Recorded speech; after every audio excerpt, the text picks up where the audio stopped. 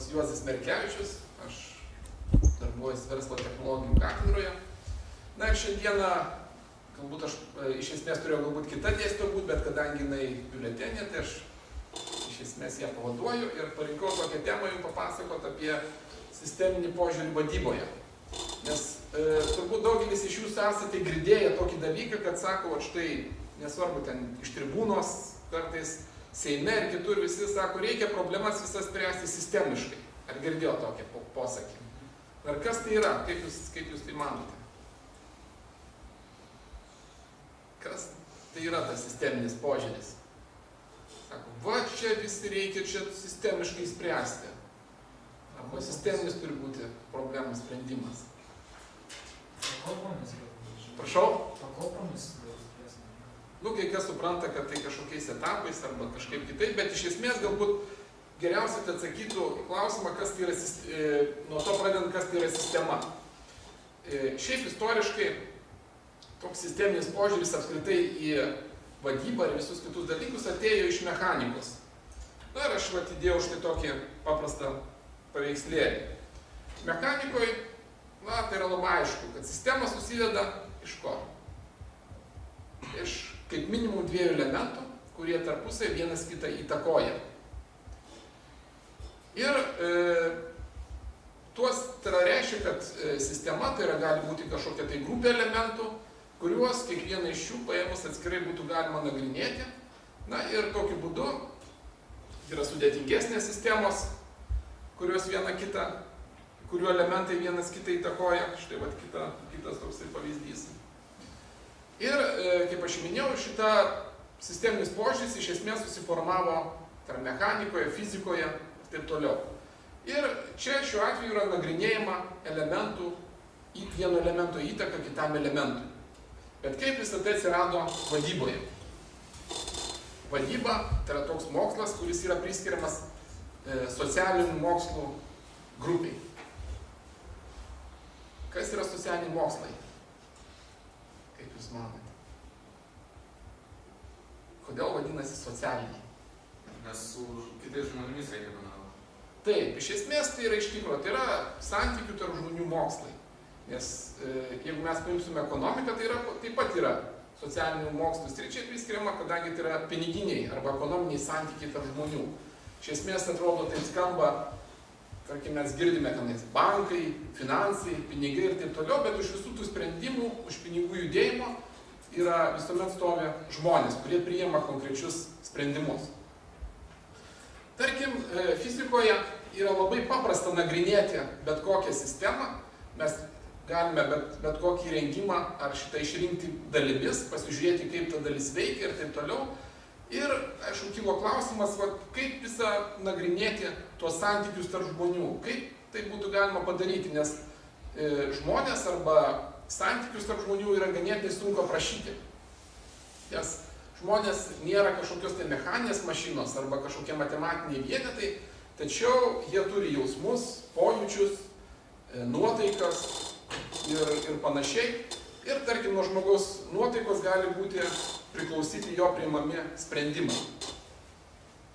Na, vieną kartą blogos nuotaikos jis priims vieną sprendimą, kitą dieną pagalvos, kad, blogą sprendimą priėmiau, tikrai nuotaika buvo prasta ir priėmiau, sakykime, nelabai tinkamą sprendimą. Kitą dieną gera nuotaika, sprendimai tobuli, viskas sekasi ir panašiai. Tuo tarpu mechaninėse sistemose viskas atrodytų yra ženkliai paprasčiau. Na ir todėl, iš esmės, šitas požiūris iš mechanikos buvo perkeltas į vadybą, kad būtų galima nagrinėti santykius tarp žmonių. Aišku, tie santykiai yra šiek tiek, sakykime, kažkaip tai sumatematinti arba apibrėžti. Na ir mes atrasime masę žmonių sistemų, nes, pavyzdžiui, toliau mes aptarsime tam tikrus štai pavyzdžius, kas tai yra ir kur tai yra naudojama. Na, štai vienas toks irgi, čia matote paveikslėlius, tai yra, prieš tai yra mechaninė sistema, o štai būtų galbūt žmonių sistemos, kur žmonės vieni su kitais bendrauja ir vieni kitus įtakoja. Na, viena iš tokių sistemų pavyzdžių tai yra būtų verslo įmonė. Ir čia yra tam tikra sistema, kurio gamybos procesai, marketingas, verslo operacijos, finansai yra tarpusai glaudžiai susijusios posistemės. Ir ta sistema jinai veikia ir gauna tam tikrą rezultatą. Ir optimizuota verslo įmonė generuotų didelį pelną, turėtų didelę rinkos dalį, gamybos kaštai būtų labai maži ir darbuotojų moralė bei darbo našumas būtų labai aukšti. Na, aišku, apie verslo įmonę tai galbūt, aišku, pasaulyje yra apskritai mūsų supa, jeigu turime panašytą požiūrį, tai yra masė įvairiausių sistemų ir tas sisteminis požiūris gali būti paaiškintas ir kitais tokiais pavyzdžiais, pavyzdžiui, laikrodis. Na, tai yra mechaninė sistema, ne? Tai yra, aišku, kaip matome, labai skirtinga nuo žmonių sistemos.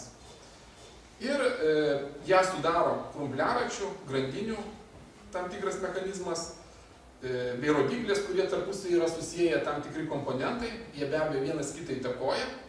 Na ir optimizuotas laikrodžio mechanizmas visuomet būtų tas, kuris rodytų tikslų laiką. Tai yra, tai tiksliai veikianti sistema rodo mums tikslų laiką. Na, kitas, pavyzdžiui, žmogaus kūnas. Na, žmogaus kūnas taip pat irgi laikomas sudėtinga sistema, kur, tarkim, rankos, kojos, galva, pėdos yra tarpusai susiję komponentai ar posistemės ir optimizuotas žmogaus kūnas būtų protingas, sportiškas ir išvaizdus. Tai yra kaip tokia sistema. Na, kitas, pavyzdžiui, pavyzdys sistemos, čia jau mechaninė sistema, tai yra automobilis. Irgi, kuris susidaro iš masės elementų. Tai yra skaičiuojama, kad automobilyje yra, ką žino, kiek detalių. Nu, kai kurie automobiliai, aš vienas sakė, yra 20 000 skirtingų detalių, pradedant nuo įvairiausių varžtelių ir taip toliau. Tai yra, kaip matome, yra masė įvairiausių elementų. Ir įdomu tai, kad vieni tos sistemos elementai yra svarbesni, kiti yra mažiau svarbus bendram sistemos darbui. Tarkim, na, kas galėtų pasakyti, kurie yra svarbesni elementai tos sudėtingos sistemos kaip automobilis, kurie yra mažiau svarbus. Variklis. Tai variklis yra, galima sakyti, tai posistemė automobilio yra ganėtinai sudėtinga ir jinai yra ganėtinai svarbi. Nes jeigu variklis neveikia, reiškia, kad visas tobulas automobilis gražaus dizaino jis stovi. Aš galėčiau netgi paprastesnį variantą. Tarkim, kokią nors kuro šlangelę guminę, jinai nutrūksta. Ir visas tobulas automobilis su 20 000 elementų, be vieno nutrūkusio, jisai yra bevertis, nes jisai negali užsivesti ir negali važiuoti. Tai yra, kaip matome, tokiu pavyzdžiu, sutrikus kažkokiam tai sistemos elementui, visa sistema gali neveikti, neduoti rezultatų. Ir lygiai taip pat, kalbant apie verslo įmonę, tai yra, jeigu mes žvelgiame į bet kokį verslą, kaip tam tikrą sistemą, kuris susideda iš masės elementų, tai reiškia, kad tie elementai vienas kitą įtakoja. Ir dėl kažkokio tai elemento klaidos, pavyzdžiui, verslo įmonė gali, ką daryti, neduoti pelno. Ką tada daryti?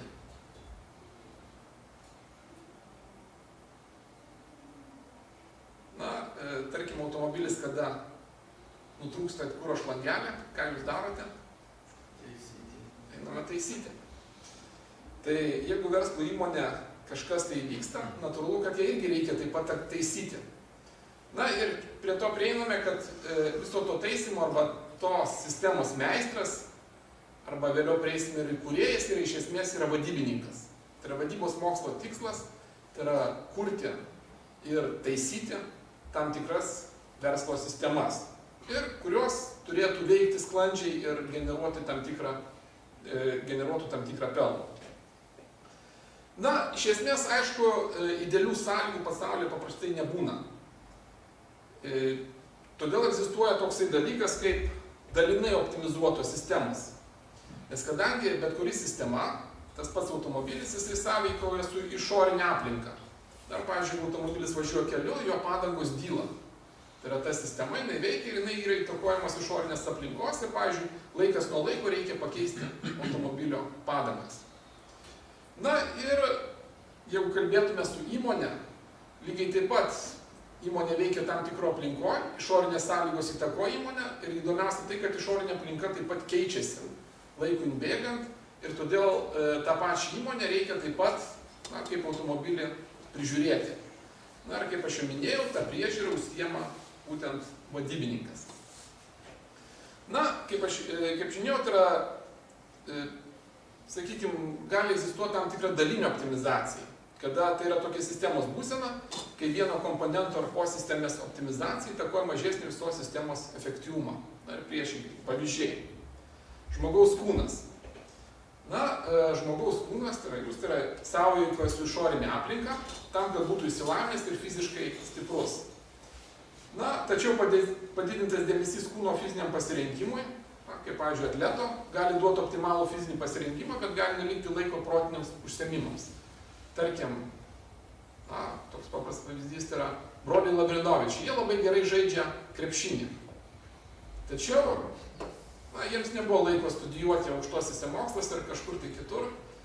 Ir aišku, tai nėra trūkumas, tai yra, mes laikytume, tai yra dalinės optimizacijos, tai yra tam tikra dalina optimizuota sistema.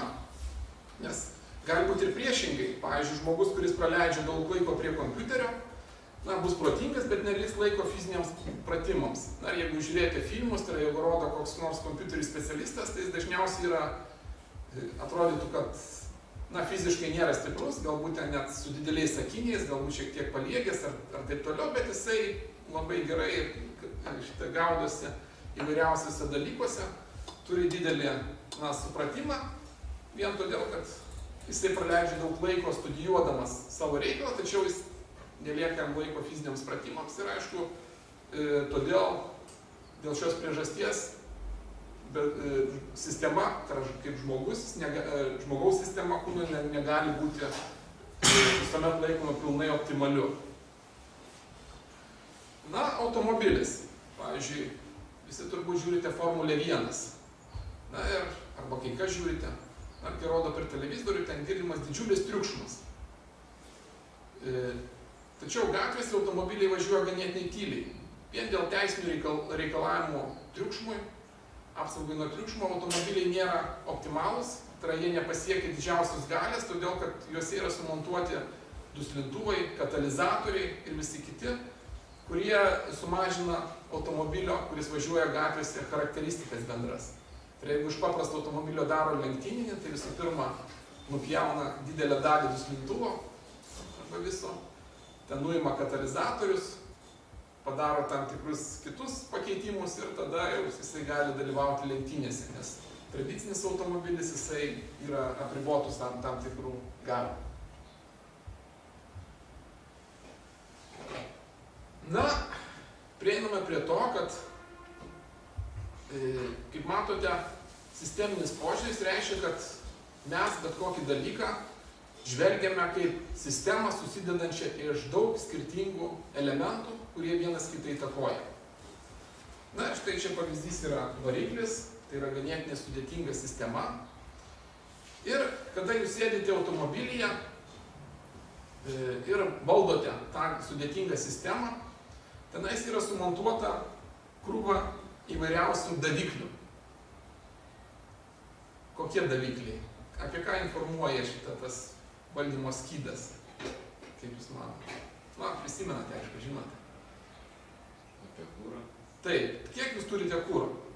Nes jeigu važiuoja jūsų automobilis, kūras taiga pasibaigs kelyje, tai tada sugaišite daug laiko, kol vėl pajudėsite iš vietos. Man teko vieną kartą pasibaigė kelyje kūras, gerai, kad turėjau plastikinį butelį ir degalinė buvo labai netoli, kas labai pasisekė. Tai išlipau iš automobilio, pasiėmiau plastikinį butelį, nuėjau degalinį, įsipyliau ir galėjau važiuoti toliau.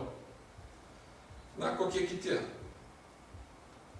Nežinau, problemas dažniausiai parodo, jeigu jis turi kažkokias. Taip, pavyzdžiui, tenais variklio temperatūra.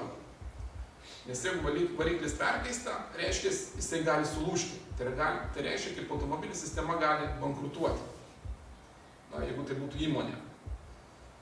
Ir kada sulūžta viskas, jūs nebegalite naudotis. Lygiai taip pat, kalbant apie verslą.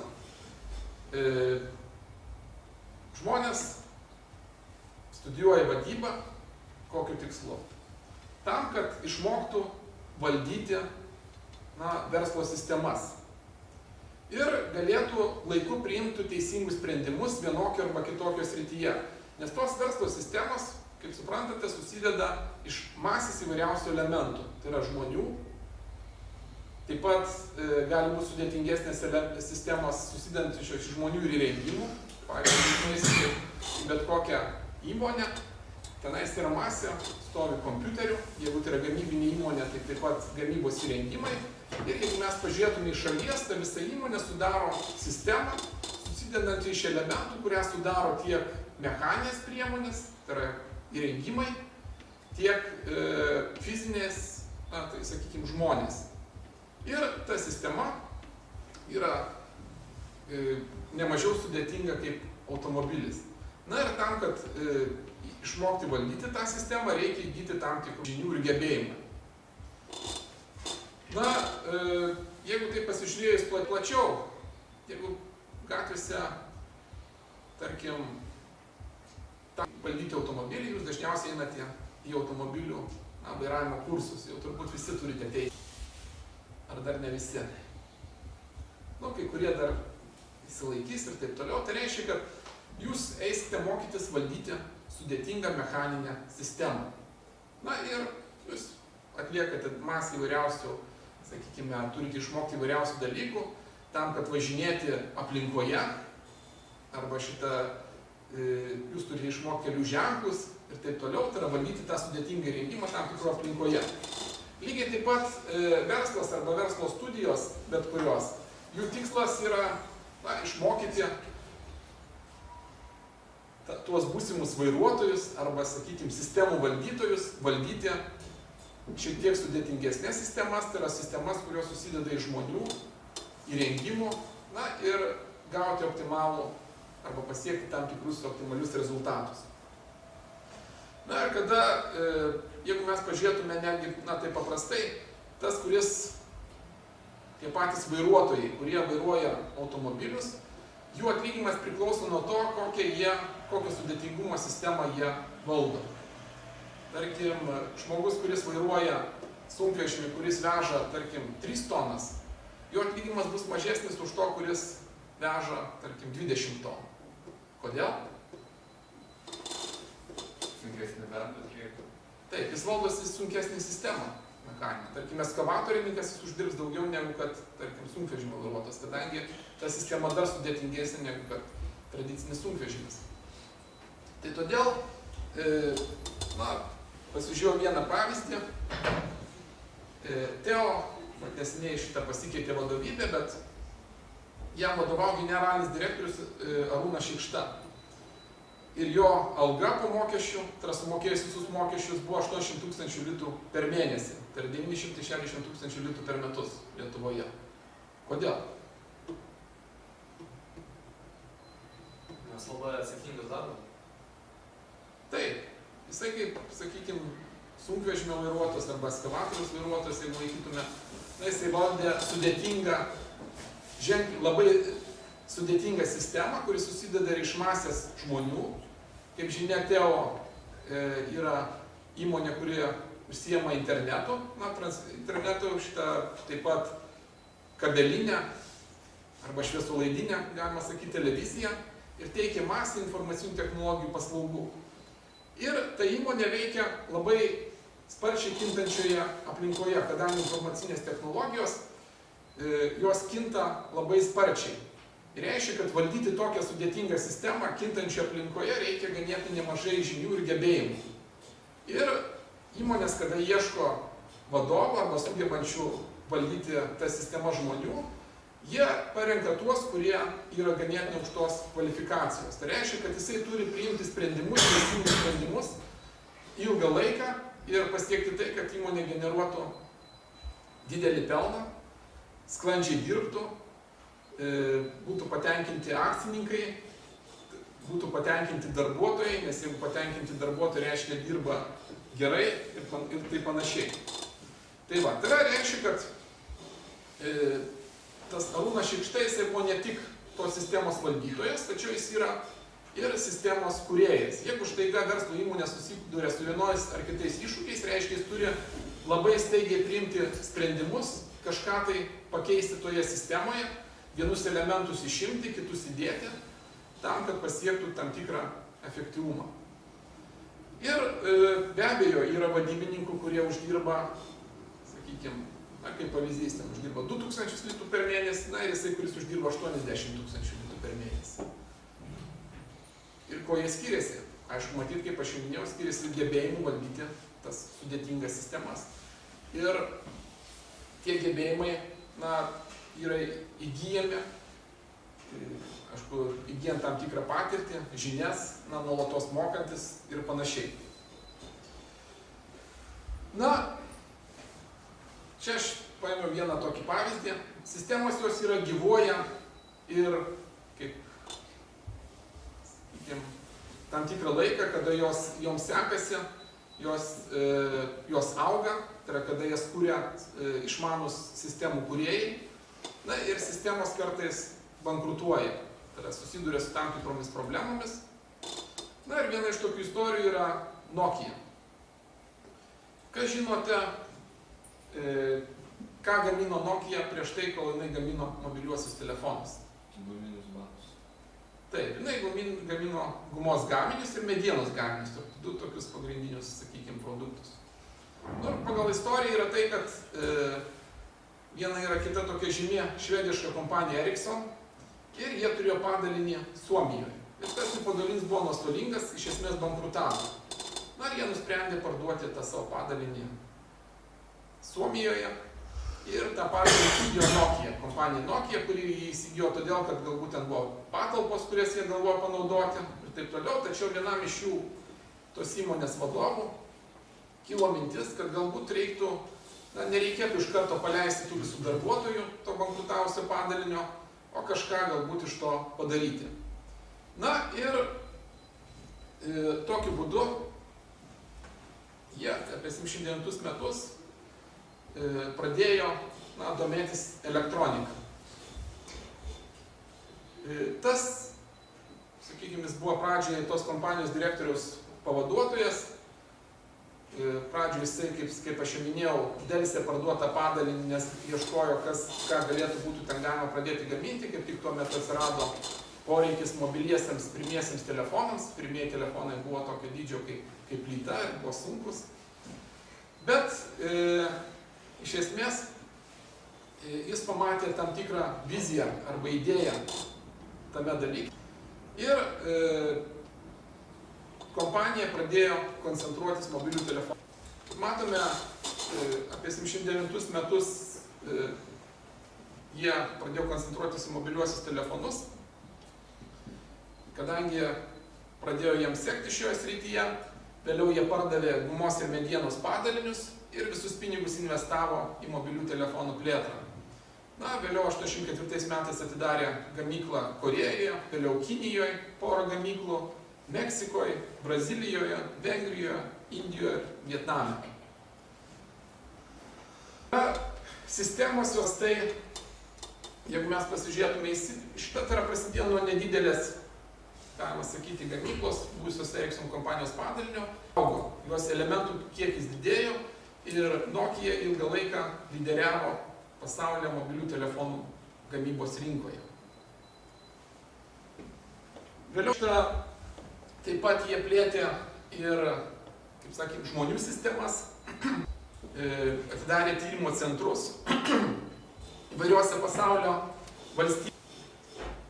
Ir tai leido jiems surinkti patirtį šalių mokslininkų ir priimti, kaip sakyti, svarbiausius pasaulio protus. Na ir iš esmės gavosi ganėtinai didelė, galinga verslo sistema, kuri generavo labai didelius kiekius pinigų. Kaip manote, kodėl šiai dienai mes negalime sakyti apie Nokia kaip sėkmingą verslo sistemą? Kas įvyko?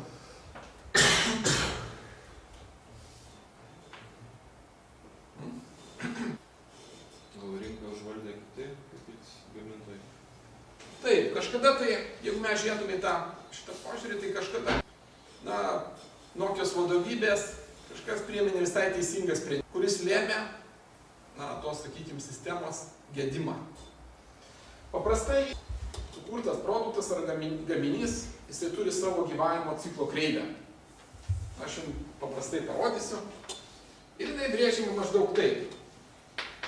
Jūs kuriate gaminį, čia būtų kiekis tų gaminių, o čia būtų laikas. Jūs sukuriate gaminį, paleidžiate į gamybą, jo pardavimai kiekis kyla. Jis pasiekia aukščiausią tašką ir pardavimai pradeda kristi. Staiga pasirodo naujas telefonų. Jo parduodama nedaug, paskui pardavimai kyla ir vėliau šita kreivė baigėsi ties tą. Tai reiškia, kad gaminys išimamas iš gamybos. Reiškia, kyla klausimas, ką daryti toliau.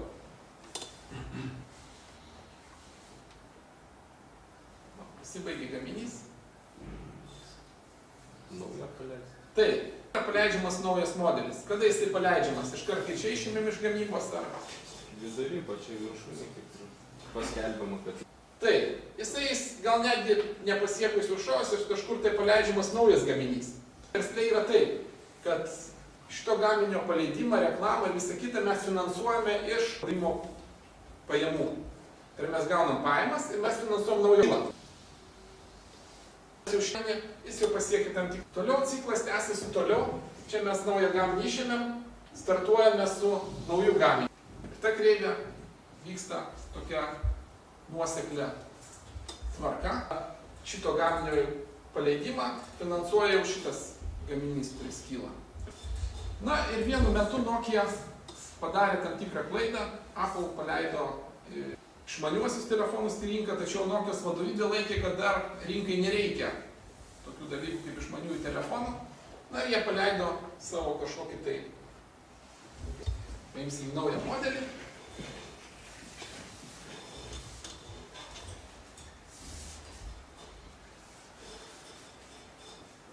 Seną modelį, tačiau konkurento paleistas geresnis modelis tą naują modelį nukonkuravo. Ir kas gaunasi? Ir jo pardavimai to seno modelio, laikant su konkurentu, yra mažesni. Ženkliai mažiau pinigų. Na ir vėliau Nokia, bandydama ištaisyti klaidą, sukuria telefoną Nokia Lumia, tokį pat analogą, bet jie eiti į rinką su konkurentais. Ir problema gaunasi tokia, kad jau šitą modelį mes kažkur išimam, paleidžiam naują modelį Lumia, bet jeigu mes pažiūrėtume į šitą vietą, gaunasi kokia problema, kas galėtų išvelgti iš šitų kreivių. Prarado populiarumą. Taip. Čia šitoje vietoje iš karto. Plius atsiranda, jeigu kalbant apie pinigus, nuostoliai. Tai finansinė duobė tam tikra. Nes kaip čia eina sklandžiai viskas, tai reiškia, kad mes turime pinigų. Šitoje vietoje mes neuždirbam pinigų, reiškia, kad mums reikia paleisti naują modelį. Finansinė duobė, ką mums daryti, jeigu mums trūksta pinigų. Įdomiausia tai, kad Nokia per šitą tarpą prarado per metus apie $1 milijardą. Kadangi jie prarado tokią didžiulę sumą pinigų, pradžioje bandė ieškoti išeičių, sudarė alijansą su Microsoft kompanija. Kompanija irgi reikėjo, kadangi Android sistema tuos įrenginius, ir jie sudarė alijansą su Nokia, jiems pasiūlė į savo Microsoft programinį įrangą ir tokiu būdu pakelti programinės įrangos populiarumą. Įdomiausia tai, kad Android Google sukurtas nemokamai, į mobiliuosius telefonus Microsoftas jie programinį įrangą laikėsi tokio tikslo arba pardavinėti. Įdomiausia tai, kad, kaip aš minėjau, Nokia sudarus alijansą, taip pat tapo skolinga dar ir Microsoft kompanijai. Ir galų gale baigėsi tai, kad kompanija nupirko Nokia kartu už dalį ir už skolas ir dalį, taip jie pinigų sumokėjo akcininkams. Ir šiai nuo šių metų praktiškai Nokia kaip prekinis ženklas yra panaikintas. Kas įvykdome į sistemas, tai sisteminį požiūrį tai Nokia kaip galinga sistema buvo prijungta prie kitos dar galingesnės verslo sistemos. Tie elementai, jie tapo sumontuoti į kitą Microsoft sistemą ir integruoti į vidų. Ir šiai dienai mobiliai telefonai pagaminti tuose pačiuose gamyklose, kurias mes paminėjome, jie jau eis Microsoft kompanijos vardu, kaip Microsoft kompanijos produktas. Tai reiškia, kad tie sistemų valdytojai, kurie valdė sudėtingą sistemą Nokia, padarė klaidą ir sistema pradėjo buksuoti, strigti ir vienintelė išeitis buvo, kad ją perėmė kita sėkmingiau veikianti sistema. Ir kaip matome, jeigu žvelgiant į vadybos mokslą, tai vadyba yra sistemų kūrimas, tobulinimas, palaikymas, tam toksai yra tam tikras nuolatinis procesas ir tai yra žvelgiama kaip tam tikrus, kaip sakykime, kaip aibė visų elementų, kurie yra tarpusai susijęti. Čia pagalvojau kaip vieną tokį pavyzdį, Lietuvos patirtis, kuriant sistemas. Istorinė tam tikra. Kažkada tai Lietuvos sudarė tam tikros gentis, visi turbūt prisimena istorijos. Ir staiga atsirado, jeigu laikytum šiuolaikiniais žodžiais, gabus sistemų kūrėjas, kurio vardas buvo koksai. Kas metais švenčiame jo karūnavimo dieną. Mindaugas, taip. Tai jis įžvelgė, kad lietuvių gentims geriau ir paprasčiau išlikti aplinkoje, jeigu jos apsijungtų į stipresnį darinį. Ir tokiu būdu buvo įkurta valstybė arba didesnė sistema, kuri jau galėjo apjungus savo pajėgas, žmonės, esant vienam vadovui, kovoti arba sakykime, su kitomis sistemomis, mažesnėm kunigaikštystėm arba kitomis teritorijomis, kurias valdė kiti kunigaikščiai. Toliau yra kiti buvo sistemų Lietuvos, galbūt, sakykime, meistrai, istoriškai kunigaikštis Algirdas, vėliau Vytautas, kuris sukūrė, galima sakyti, didžiausią Lietuvos istoriškai sistemą, kuris susidėjo iš masės žemių, žmonių, vežimų kovos ir panašiai. Ir buvo, sakykime, Lietuvos valstybė, istoriškai mes prisimenu nuo jūros iki jūros. Tačiau ėmė ir subirėjo. Ja prisijungė kitos valstybės arba sistemos. Kaip manote, kodėl?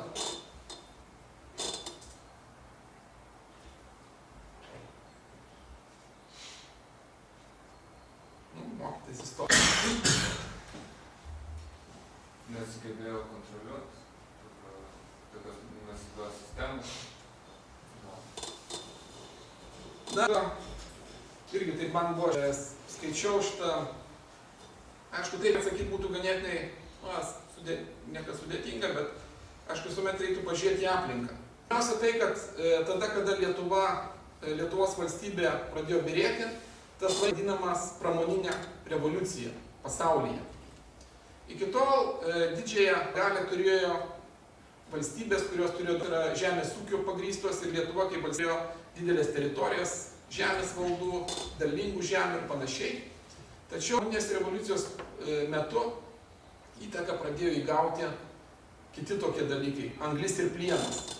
Gretimuose valstybėse, tai yra tiek Vokietijoje, Prancūzijoje, Austrijoje, nes vėliau iškyla Austrijos, Vengrijos imperija, Vokietijos, tai yra Anglijos, juose buvo atrasti dideli anglies ir metalo klodai. Arba Lietuva, jeigu mes pažiūrėtum teritoriškai, tuo metu jie į tai nekreipė per daug, arba jos vadovybė galbūt nekreipė per daug į tai dėmesio.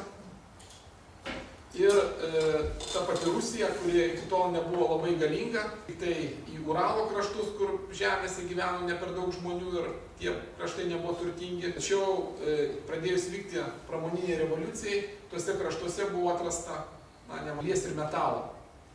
Ir tai lėmė, kad tos sistemos pradėjo kurti ir geresnius ginklus, jie turėjo geresnius energijos šaltinius ir vėliau, kurį lėmėsi tai žemės ūkio tam tikrais pagrindais, neturėjo išvyščiusi savo pramonės, jinai prarado savo jėgą ir tam sistemų dalimi. Na, ją pasidalino, galima sakyti, Vokietija, iš kitos pusės Rusija, na ir Lietuva kaip valstybė išnyko kuriam laikui iš žemėlapio. Ir kaip matome, sistemos kūrimas ir valdymas nėra paprastas dalykas ir tam, kad sistema gerai veiktų, reikia gerų valdytojų ir tų gerų sistemų kūrėjų. Na, kaip aš minėjau, vadybos mokslas ir nagrinėja tokius dalykus, kaip valdyti ir įrengimų sistemas, na, kaip kad jos efektyviai veiktų. Ir vadybininkas, tai galima sakyti, yra tos sistemos meistras, kuriejas. Jeigu jūs, pavyzdžiui, nusprendėte įkurti savo verslą, tai reiktų į tai žiūrėti kaip tam tikrą, kaip aš minėjau, sistemą.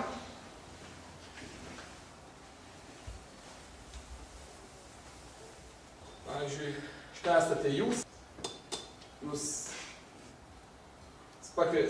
susitarėte su savo, čia jūs esate dviese, įkūrėte verslą, prie jo prijungėte dar kokį nors trečią žmogų, vadybininką, kažkokį ketvirtą ir taip toliau. Ir sistema po truputį auga, plečiasi. Čia gal jau reiktų pabaigos matyti. Jo, pagal laiką čia kaip ir. Šitą reiktų mums ir dėti pabaigos. Ir tokiu būdu vadybininkas iš esmės apjungdamas elemento po elemento įkuria verslą. Na, pabaigai, čia, sakykime, iš populiariųjų knygų, galbūt laisvalaikių galėtumėte paskaityti vieną kitą knygą. Pavyzdžiui, man patiko Roberto Kiyosakio knyga Pinigų srauto kvadrantas. Čia apie tai, kaip sukurti verslo sistemas. Artėja vasara, tai natūralu, kad jinai labai lengvai skaitoma ir galima paskaityti. Man labai patiko filmas iš tokių populiarių apie taip, kaip yra iš esmės kūriamas verslas. Tai yra Pirates of Silicon Valley arba Silicijos slėnio piratai, kur pasakoma apie kaip Billas Gatesas ir Steve'as Jobsas įkūrė savo verslą. Na, jau kada turėsite laiko, būtinai pasižiūrėkite. Iš esmės yra parodyta, nuo ko jie pradėjo ir kaip tą verslą įkūrė. Ir toks labai populiariai ir aiškiai papasakota. Tai yra, jeigu domitės apie verslą, tai yra vienas iš tokių įdomesnių filmų, kaip būdami studentais, jie įkūrė verslą ir sukūrė galingą pasaulyje, sakykime, tam tikrą verslo sistemą. Palinkėsiu jums, sakykime, sėkmės. Jeigu domitės verslu, tai yra, tuo, kaip sakykime, iš esmės plėsti tą savo akiratį. Ir be abejo, tas, kuris domisi, kuris kažkuo mokosi, siekia žinių, visuomet pasiekia tam tikrą rezultatą. Tame tarpe ir finansinį, ir atlygio, ir visokiojo. Tai ačiū už dėmesį.